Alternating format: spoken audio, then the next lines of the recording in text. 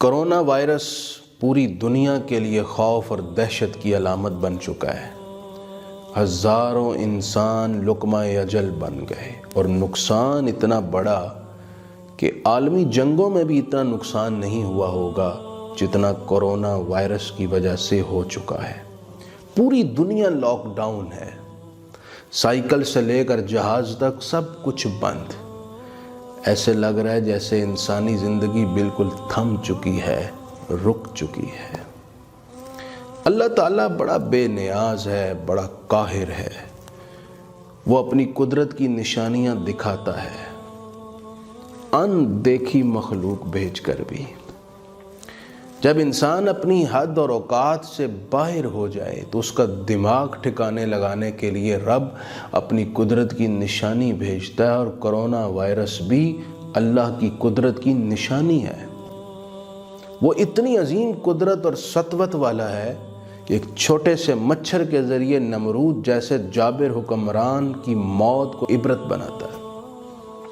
وہ اتنی زبردست قوت والا ہے اور قدرت والا ہے کہ فرعون جیسے متکبر اور غرور کے پتلے کو اس کی پوری طاقت سمیت پانی میں غرق کر کے نشان عبرت بناتا ہے۔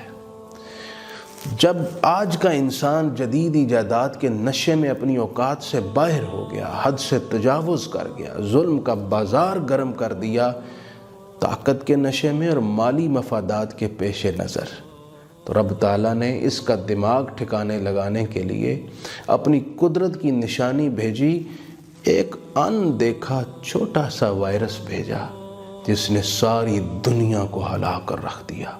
آج بڑی بڑی طاقتیں، بڑے بڑے سرکش حکمران اپنی طاقت، ایجادات اور ٹیکنالوجیز سمیت سب بے بس اور لاچار اور مجبور نظر آ رہے ہیں۔ اٹلی کے حکمران نے تو یہاں تک کہہ دیا، زمین کے سارے وسائل استعمال کرنے کے باوجود ہم لاچار ہو گئے، بے بس ہو گئے، اب ہمیں آسمانی مدد کا انتظار ہے۔ یہ انسان جب حد سے باہر ہوا تو خدا کی قدرت کی نشانی نے ظاہر ہو کر اسلام کی حقانیت کو اور اسلام کی سچائی کو ظاہر کیا۔ جو مسلمان خواتین کے چہروں سے نقاب نوچتے تھے، آج خود اپنے چہروں کو چھپاتے پھر رہے ہیں، ہر چہرے پر ماسک۔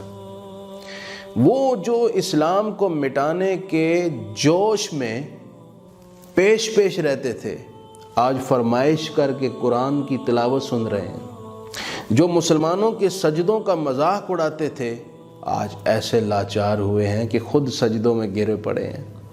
جنہوں نے اذانوں پر پابندیاں لگوائیں، آج خود اذانیں دلوا رہے ہیں۔ جنہوں نے مساجد کو تالے لگوائے، آج خود مساجد میں جا جا کر مسلمانوں سے دعاؤں کی اپیل کر رہے ہیں۔ اسلام کی حقانیت ظاہر ہو رہی ہے۔ کسی نے خوب کہا تھا کہ 21ویں صدی اسلام کی حقانیت اور سچائی کی صدی ہوگی۔ رحمت عالمین صلی اللہ علیہ وسلم نے جو دین دیا، اس کی سچائی، اس کی معجزاتی خوبصورتی اس طرح ظاہر ہو رہی ہے کہ اس وقت پوری دنیا کرونا وائرس کی احتیاطی تدابیر کے ضمن میں اسلام کے نظام طہارت کا نہ صرف اعتراف کر رہی ہے بلکہ اس کو سراہ رہی ہے۔ چمگادڑ، سانپ، بچھو جیسے جانور کھانے والے، خنزیر کھانے والے، کتے کھانے والے، بلیاں کھانے والے آج ماننے پر مجبور ہو گئے ہیں کہ اسلام نے جو حلال حرام کا تصور دیا ہے وہی انسانی صحت کے لیے بہترین تصور اور ضابطہ حیات ہے۔ اور یہ اسلام کی سچائی تو ہے کہ آج تک جتنے وائرس اور جراثیم پیدا ہوئے ہیں، ان میں سے کوئی بھی کسی اسلامی ملک سے کبھی پیدا نہیں ہوا۔ یہ میرے محبوب آقا رحمت عالمین صلی اللہ علیہ وسلم کے اسلامی ضابطہ حیات کی برکات ہیں۔ یہ کرونا وائرس پوری دنیا کو اپنی لپیٹ میں لے چکا ہے۔ اس وقت امریکہ سے لے کر آسٹریلیا تک اور پورا یورپ بھی اس کی لپیٹ میں، بہت سارے مسلم ممالک بھی اس عذاب کی لپیٹ میں ہیں۔ کسی نے ایک بابا جی سے پوچھا، کافروں پر تو عذاب برحق ہے، مسلمانوں پر کیوں آ گیا؟ تو انہوں نے جلال میں آ کر غضبناک لہجے میں جواب دیتے ہوئے کہا، کیسے مسلمان؟ وضع میں تم نصارہ ہو تو تمدن میں ہنود، یہ مسلمان ہیں جنہیں دیکھ کر شرمائیں یہود۔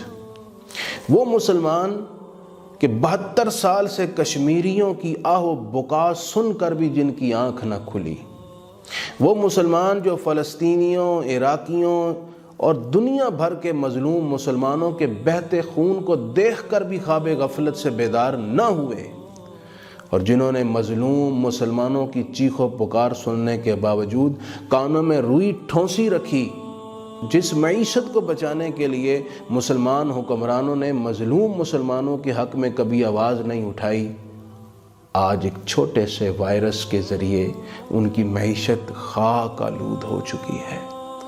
رب تعالیٰ نے دنیا کے سارے حکمرانوں کو بتا دیا ہے کہ سب سے بڑا بادشاہ میں ہی ہوں۔ غور کیجئے، یہ کرونا وائرس امہ کے لیے انڈیکیشن ہے، خواب غفلت سے جگانے کے لیے تازیانہ ایک قدرت ہے۔ اگر اب بھی مسلم امہ جاگتی نہیں اور مظلوم مسلمانوں کے حوالے سے اپنی سوچوں کا محور درست نہیں کرتی، تو پھر شاید اللہ نہ کرے اس سے بڑا عذاب آ جائے۔ اللہ تعالی ہم سب کو اس وقت عبرت حاصل کرنے کی توفیق دے، اور جو قدرت چاہتی ہے ہمیں خواب غفلت سے جگانا، ہم سب اس کی طرف مڑ جائیں۔